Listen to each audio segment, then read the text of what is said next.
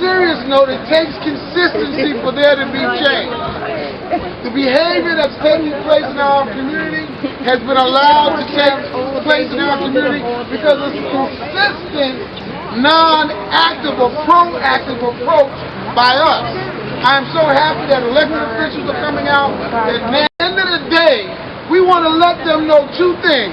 One, we love them. Two, things are going to change. Yeah.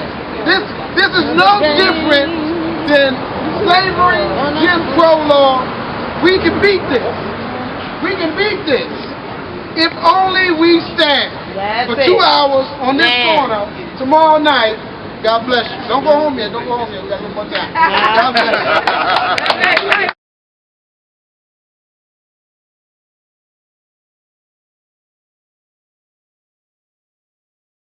Churches here with empty basements, okay, where kids can go to. We can ask the churches to put the light on in the churches, in the synagogues, where the light can be for any young man or woman in trouble can go to. And we can have trained people there to see their needs and be able to shoot them through a system where there are plenty of solutions. Okay, so what am I saying? One, education. What I'm saying to many of the brothers, stop getting high. That's right. Stop getting high. Drugs is not the solution. Weed is not the solution. All right? I smoked a joint twice in my life in my 78 years. And I did it when I was 32. And it made me horny, but I didn't eat that. Okay? And one to increase the blood, but that's neither here nor there. What I'm saying to you is that a solution, stop getting high. Stop smoking weed. Okay? And then you'll be able to get your education. All right? Get a trade. No, not a job, but a trade. There are plenty jobs out here for men with high school educations that pay as much as a PhD. I got a sheet of paper, there's 300 jobs on there. But the other thing is, again, thank you for allowing me to speak. I wrote a book, Applying Alcoholics Anonymous Principles to the Disease of Racism. You want to get it? Go to the IsaiahProject.net. IsaiahProject.net, and you find the rest of the solution. Thank you for allowing me to speak. I want to give other people an opportunity. I'm going to ask that people not go outside the circle and have other conversations, because what it does is you get your thing off and then other people don't get hurt. So that's disrespectful. I want to say something. Can we keep the circle, please? So that we keep some. My name is Anthony Tyrone, and I'm a member of NAM, NACP. I've been marching for 20-some odd years. That's right. And I want to say something. This is a circle. And I want to say solutions. Right now, this is beginning of healing. This beginning of a circle of young and old people together. We are a village, and we have to think. It has been said before, but we have to practice that. We have to practice how we treat each other. Solution. How you treat each other is most important. How you think. It's been said, but you have to practice it. If you have a mentality where you, young or old, and you are constantly doing negative things, young or old, it happened in the ancient, it's happening now. There's no different. We think it's a different.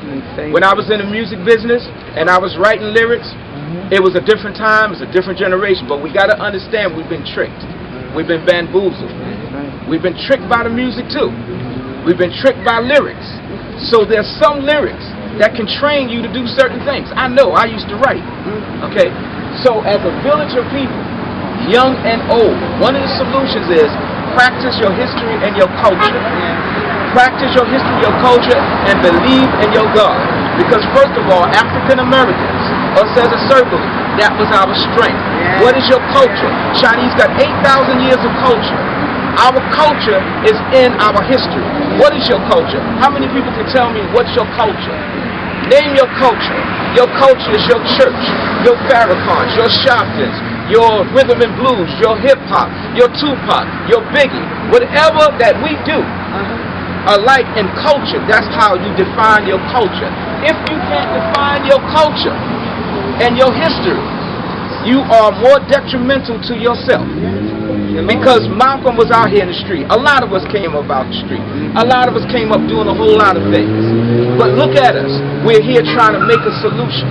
So sometimes we come from a different background. Short, tall, fat, young, whatever. But you get up out the bed and use all of that. Solution. Harriet Tubman didn't have a cell phone. She didn't have a Mercedes-Benz.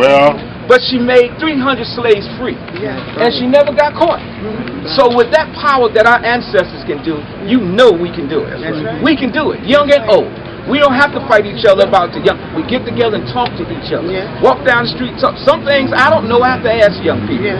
Some things young people have to ask me. So we got to share and socially, mentally get together and talk to each other. And don't let things affect us and say, don't talk to the old. Because a lot of things can come from TV. A lot of things can come from different ways to affect you. Because this generation is our people. We are all the same people. So solutions. Learn to talk to each other. Learn your history and culture. Thank you. So my name is Oscar Carter. I'm 65 years old, and I think the solution is simple. I think it's absolutely very. I think the solution is very simple, and I want to speak against something or trying to correct something with programs and all that. We can continue to do that. And I said we shouldn't do that. We can continue to do that. But I can. Every person standing here right now can do something right now. And I'm going to say two things about it. One is, let's see, there's a brother on the internet. If you're on YouTube, I want you to go to YouTube and I want you to listen to a brother. I can't think of his name, but just put in a search engine in YouTube. It's your fault. It's your fault. It's your fault. It's your fault. It's your fault. Okay. So what I'm suggesting you do, what you can do, take that mirror, turn around, look it right here in your face. So when I walk down the street and I drop a piece of paper, I turn around and pick up the piece of paper. Sometimes I don't pick up that piece of paper. See, to me, it's all relative. To me, it's all relative. Yes, we got some, bad things happening here. We got some bad things happening here. Me throwing a piece of paper on the floor is a bad thing. We got some people not throwing a piece of paper on the floor at all. I say you should look in the mirror. I want to say with self-respect. Respect yourself. Look in the mirror. What am I doing? What am I doing to make myself God-like? Amen. Thank you. Good evening. I'm Dawn Jones. I'm an African board member of National Action Network. I see a lot of our members here. I would like to commend Aisha Shakur, who's been out here doing this work. As far as solutions are concerned, for me, I'm originally from Teaneck, New Jersey, in a suburb. And what we did, even though people don't think there's drugs in the suburbs, probably more over there. And what we found ourselves doing is coming over here and carrying it. I went to Virginia State University. There's just as much down there. And unfortunately, there's shootings on our campus. You saw Virginia Tech a couple of years ago, 32 young people. They had another shooting, and even my campus. When they said to wear white shirts today, I was looking for a shirt, and I said, you know what, put this shirt on today. Because first of all, it's Harlem Week, and there was a shooting on my campus, Virginia State University. But the first solution that I say is when I moved to the city, I moved near Common Avenue Baptist Church. And immediately, I first joined because I saw the double park cars. I was very young. I saw the Mercedes, the BMW, but then I heard the preaching. The fiery preaching of Reverend Clarence P. Green. And as this gentleman just said, I was walking and asking to share African American experience for me. And that has to do with our culture. We gave Black history, women's history, presidential, all the different histories. We've had Dr. Ben here, Dr. Clark, all of the historians. So that's number one. It's just knowing your history. I work in Brooklyn Heights. And when I was asked to take on work to go to Percy Sutton's funeral, they didn't know who he was, okay? When I asked I was leaving work to go to Judge Bruce Wright, one of my mentors, street naming, they did not know who he was. So number one is history, that our young people, they got to get that back into the schools. I got it going to a historical black college, okay? Education is the key. However, we got a lot of issues at our schools. You see the mother in Brooklyn who was shot. Okay, my aunt is a substitute in Newark because she didn't get her 401s and 457. She didn't have enough for retirement. She has a substitute. She steps out the car and her car gets shot up. So we got a lot of issues in our schools with gun violence. Okay, the shooting on 129th, I happen to know Akeem Green because I was meeting with him regarding Black history at the church. It was devastating. When I stepped into his funeral, I cried before I even stepped in the church. I've been to 3 funerals since June. Okay, the 4-year-old that was devastated. That's the 3rd young person I've been to. Shark Hill in East New York, and then it was a newborn in Teaneck, New Jersey. Shot in the crib. Even though the father was into something, it's devastating. You got a newborn baby shot. Okay, so I have been to your funerals, and admittedly, yes, it's affecting me. If you see me sitting down, I injured my foot. Okay, the other solution I would say is just join an organization. I hear people saying there's nothing to do. When I heard that we're supposed to be here 11 to 1, I said, well, how am I going to do that? I have to be at church tomorrow at 9:30. I have to be at NAN at 9 o'clock in the morning every Saturday. I have to be to work by 9 o'clock. So every single day I have things to do. I have a union. When you're in an organization, there's constantly things to do. Sometimes it's too much because you drain your pocket. When Alberta Sproul was killed over like on 143rd Street, I joined the organizations that she was in that I had never heard of, like CBTU and CLU. So there are things to do, and just to close, I would just say, but I'm not going to say join NAN. I'll be biased and tell you to join National Action Network, but we have Hazel Dukes here, the NAACP. Right. We have Aisha Security. There's so many things that you can do and engage your young people. My brother is in Ohio. I'll be very honest, he's a money person. When he got his master's degree, and they were not paying enough for him here in New York, so he's in Ohio, but he got pulled over. Okay, he's a director, and he did not tame his tongue, all right? They put him in jail overnight. He got out, but believe me, even though my brother's in Ohio, I am very worried about him. We also have to tell our young people to pull their hands up, okay? A lot of times when I do say something to a young people, I get cursed out, all right? And we also have to tell our young people we do have to tell them to stay in school, but we have to find a way to provide safety in these schools, okay? Because my little cell phone is ringing every day. When I get home, my email, I get Brooklyn calls, all as far as Canarsie, of shootings. And believe me, it is devastating on families. Aisha was there this morning. The family of the young man killed in Bushwick. Oh, yes. His grandmother was there today. Okay, the 4-year-old in the Bronx was there. I mean, this is just constant. We at National Action Network, we're meeting families.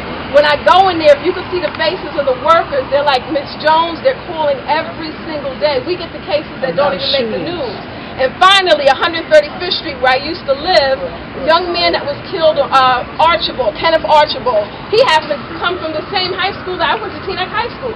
When I saw his obituary, I said, this is so many connections to where I'm from or where I live of people being killed. Okay, and let's just continue to keep these families in our prayers.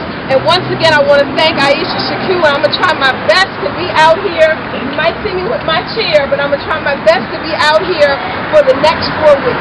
Thank you. Thank you. Remember, family, we are focusing on peace, solutions to peace, and solutions can be something as simple.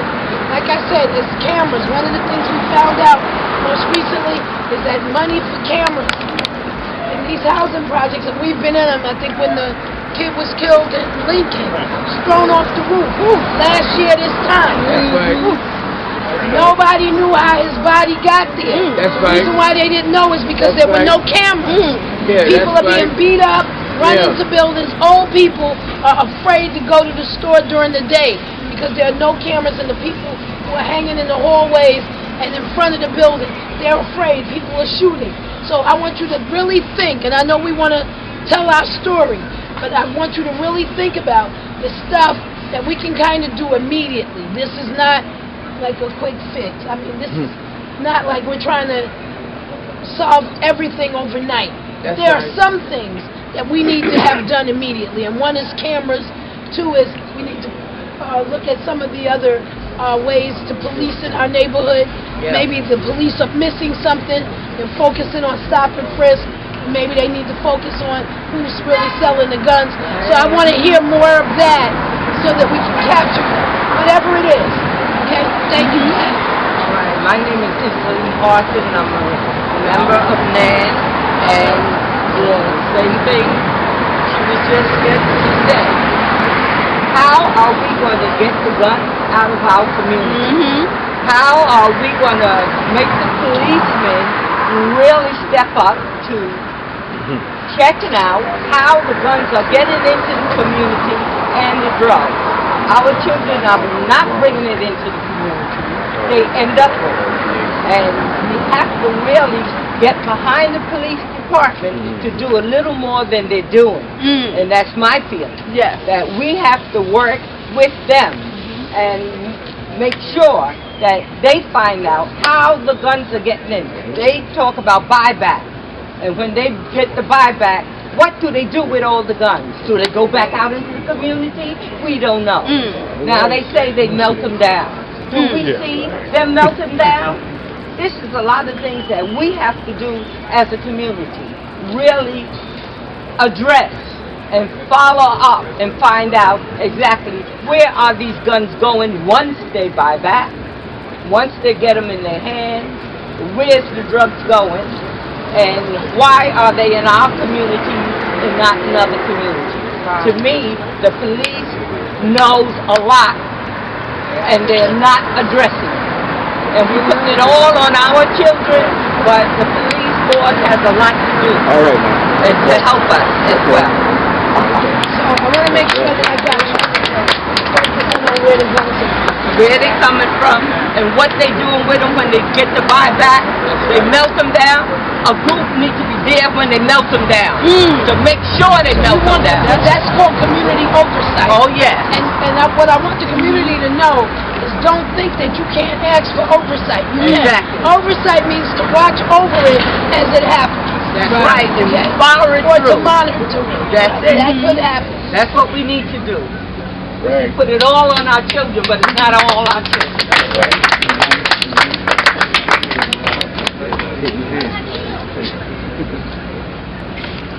My name is Abdul Kareem Mohammed. I'm a Harlem resident, member of the Circle of Brothers organization, and like everyone else here, looking for solutions. The one thing I did want to say that just came to my mind is something that I'm sure has been said, but the impressive thing about this gathering is it's call to action by Reverend Sharpton and the organizations that are here, the brothers and sisters and family that is here. And I said the organizations, we have multiple organizations, Three-Quarter Resources, Network, Nation of Islam, which is the name of the organization, Brother Peacekeeper, and many other organizations and officials that are represented. And the simple thing I just want to impress on all of us is the importance of us continuing this movement and continuing our connection to each other. I'm very glad that Reverend Sharpton and the National Action Network started this. Because let's be honest, I mean, prior to this, we've always been able to work in some capacity with each other, but I don't think we've been connected as we need to be connected. And if this problem is ever going to be solved, it's going to be solved by us working together as individuals, organizations, and community folk working together consistently over time. So my prayer, dear family, is that this effort continues strong for the next 4 weekends as it's planned, but that out of this 4 weekends we come up with a plan that's going to continue the movement over time. All right, thank you. And we're talking solutions today, yeah? Let's say All right. And we've heard, like, figuring out where the guns are. That's a big thing, grand sweeping thing. But in my, like, feeble little mind, I have this thing about small things, because I think that small things make big things. And I want to put 3 things on the table: language, context, and language, context, and there's one more, and I just lost that. But language is important, because as I stood here and young men walked by, I said, "Gentlemen," and no one even looked me in the eye. Now, what troubles me about that is if you haven't heard someone call you a gentleman, for you to be able to respond in kind, we have to, tone, that's the third one. We have to change how we speak to our young people. See, if we talk to them like they can, that like they're good people, like they can do things, like we have expectation for them. These things, it will start to manifest, and it's not something that's going to happen overnight. We need to put the I need a instant gratification thing to the side, and individually, these are the things you can do. So language, talk to them differently. Try something differently. Context, because they do a lot of things, and they have no context in which it happens and why they're doing it. Or, you know, they'll watch something that's violent, but when you watched it, you didn't go out and do things violently, but they did. Why? Because they had no context into what they were seeing. So try to explain the context when you're going through things. And then tone. Tone is ever so important. And each one of these three things I've been so guilty of in my life. And that's the reason why I throw them out, because I find that I do better in life when I work on my language, the context in which I'm speaking, and the tone. Because if I'm giving this, and if the way that I'm saying it just makes you feel like you're here, you've heard nothing that I said. I could have given you the cure for cancer, but you heard nothing because you didn't like my tone. So if you want something that you can individually do without having to get 50 people together, work on the language in which you speak to not just the children, but to each other.